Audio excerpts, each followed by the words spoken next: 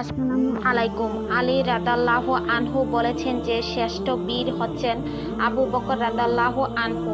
বদরের যুদ্ধে তিনি রাসূলুল্লাহ সাল্লাল্লাহু আলাইহি ওয়াসাল্লামের সাথে ছিলেন। উম্মত তলোয়ার নিয়ে তাকে পাহারা দিয়েছিলেন। সে সময় কাফিরদের বাহিনী ছিল মুসলিমদের ৩ গুণ।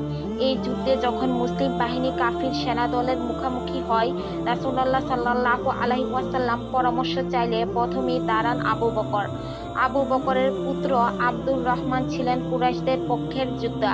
পরবর্তীতে মুসলিম হয়ে তিনি সেদিনের ঘটনা বলেছিলেন। তিনি দূরে দূরে সরে থাকছিলেন যেন আবু বকর তার সামনে না পড়েন। কিভাবে তিনি তার পিতাকে আঘাত করবেন। আবু বকর শুনে বললেন, আমি তো তোমাকে খুঁজছিলাম, সামনে পেলেই হত্যা করতাম।